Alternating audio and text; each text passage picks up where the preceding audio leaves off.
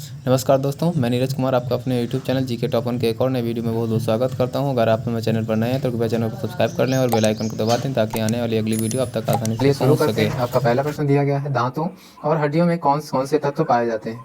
दांतों और हड्डियों में कैल्शियम और फास्फोरस जैसे तत्व पाए जाते हैं। दोस्तों अगला प्रश्न देखते हैं, पानी पीने के बाद पचने में कितना समय लगता है। पानी को पीते हैं हम जब, तो उसमें उसको पचने में कितना समय लगता है। तो दोस्तों पानी को पचने में अधिक समय नहीं लगता, इसीलिए डॉक्टर्स क्या कहते हैं कि आप अधिक से अधिक पानी पीजिए। दोस्तों अगला प्रश्न देखते हैं, शरीर में कुल कितनी मांसपेशियों की संख्या होती है। तो मांसपेशियों की दोस्तों लगभग सभी को पता होगा कि शरीर में लगभग 639 मांसपेशियां होती हैं। अगला प्रश्न है दोस्तों, यूनिवर्सल डोनर ब्लड ग्रुप क्या होता है। तो यूनिवर्सल डोनर ब्लड ग्रुप जो होता है दोस्तों वो ओ निगेटिव होता है दोस्तों। जैसा कि मैंने पिछले वीडियो में आपको बता रखा है कि जो ओ निगेटिव ब्लड ग्रुप होता है वो ऑल यूनिवर्सल डोनर के रूप में माना जाता है। दोस्तों अगला प्रश्न है, एक स्वस्थ व्यक्ति में श्वसन दर कितनी होती है। दोस्तों एक व्यक्ति में श्वसन दर लगभग 16 से 18 बार होती है। अगला प्रश्न है आपके सामने, शरीर में पाए जाने वाले गुणसूत्रों की संख्या कितनी होती है।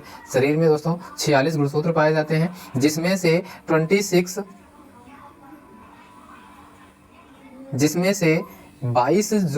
22 पेयर्स गुणसूत्र जो होते हैं वो ऑटोसोम कहलाते हैं। और दोस्तों बाकी जो एक जोड़ी गुणसूत्र बचता है, वन पेयर जो गुणसूत्र बचता है उसको हम सेक्स क्रोमोसोम कहते हैं। क्या कहते हैं दोस्तों, उसको हम सेक्स क्रोमोसोम कहते हैं। अगला प्रश्न देखते हैं, मनुष्य की दिमाग की मेमोरी कितनी होती है। तो मनुष्य के दिमाग की जो मेमोरी होती है वो लगभग अनलिमिटेड या अनंत होती है। अगला प्रश्न देखते हैं दोस्तों, फलों या सब्जियों के रस को पचाने में कितना समय लगता है। दोस्तों फलों या सब्जियों के रस को पचाने में एक स्वस्थ व्यक्ति को मिनिमम या कम से कम 15 से 20 मिनट का समय लगता है। दोस्तों अगला प्रश्न है आपके सामने, मानव शरीर में कितना गोल्ड पाया जाता है। दोस्तों मानव शरीर में कितना गोल्ड पाया जाता है। तो मानव शरीर में दोस्तों बताया जाता है कि मानव शरीर में सोना भी पाया जाता है जो अधिकतर खून के अंदर होता है। मानव शरीर में कुल 0.2 मिलीग्राम सोना होता है। कितना होता है, 0.2 मिलीग्राम सोना होता है। अगला प्रश्न देखते हैं दोस्तों, कौन सा विटामिन रक्त के थक्के जमने में मदद करता है। तो ये सभी को पता होगा दोस्तों कि विटामिन के होता है जो। अगला प्रश्न देखते हैं दोस्तों, लाल रक्त कणिकाओं का निर्माण कहाँ होता है। तो लाल रक्त कणिकाओं का निर्माण जो होता है अस्थि मज्जा में होता है, जिसको हम बोन मैरो के नाम से भी जानते हैं। दोस्तों अगला प्रश्न है, रक्त की अशुद्धियां किस अंग में छानने के लिए जाती हैं। रक्त की अशुद्धियां जो है दोस्तों वो वृक्क में छानने के लिए जाती हैं। वृक्क क्या होता है दोस्तों, जिसको हम किडनी कहते हैं। ब्लड जो होता है किडनी में जाता है फिल्टर होने के लिए, छानने के लिए किडनी के अंदर जाता है। अगला प्रश्न देखते हैं, मनुष्य की आंख कितने मेगापिक्सल की होती है। दोस्तों ये बहुत ही इंपॉर्टेंट क्वेश्चन है। मनुष्य की आंख जो होती है लगभग 576 मेगापिक्सल की होती है। अगला प्रश्न देखते हैं, अनाज को पचाने में कितना समय लगता है। दोस्तों सामान्यतया देखते हैं तो चावल, गेहूं, मक्का, अनाज आदि को पकाने में इंसान को लगभग 2 घंटे का समय लग जाता है। अगला प्रश्न देखते हैं, मानव शरीर में रक्त की शुद्धिकरण की प्रक्रिया को क्या कहते हैं। दोस्तों ये सभी को पता होगा।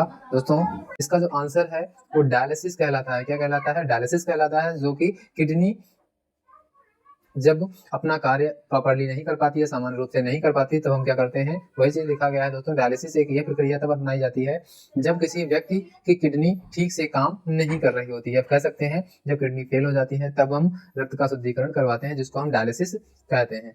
अगला प्रश्न है दोस्तों, एलिजा प्रणाली द्वारा किस रोग का पता लगाया जाता है। तो एलिजा जो प्रणाली है, जो एलिजा टेस्ट हम करवाते हैं वो HIV एड्स के लिए करवाते हैं। अगला प्रश्न है, रक्त मानव शरीर में संचारण प्रणाली किसके तहत महाधमनी में प्रवेश करता है। तो इसका जो करेक्ट आंसर होगा दोस्तों, महाधमनी में जो प्रवेश करता है वो बाएं सिरे के तहत महाधमनी में प्रवेश करता है। दोस्तों श्वसन के दौरान ली जाने वाली सबसे बड़ी गैस कौन सी है। दोस्तों श्वसन के दौरान ली जाने वाली जो गैस है उसको हम नाइट्रोजन कहते हैं। अगला प्रश्न है, मानव शरीर में नसों की लंबाई कितनी होती है। तो मानव शरीर में दोस्तों नसों की लंबाई लगभग 97,000 किलोमीटर होती है। दोस्तों ये याद कर लीजिए, इंपॉर्टेंट पॉइंट है कि जो मानव शरीर में नसों की जो लंबाई है वो लगभग 97,000 किलोमीटर होती है। अगला प्रश्न है आपका, बुढ़ापे में इंसान की हड्डियां कमजोर क्यों हो जाती हैं। तो बुढ़ापे में कैल्शियम की कमी से वो इंसान की हड्डियां कमजोर हो जाती हैं। अगला प्रश्न है दोस्तों, महिलाओं में हीमोग्लोबिन का सामान्य स्तर कितना होना चाहिए।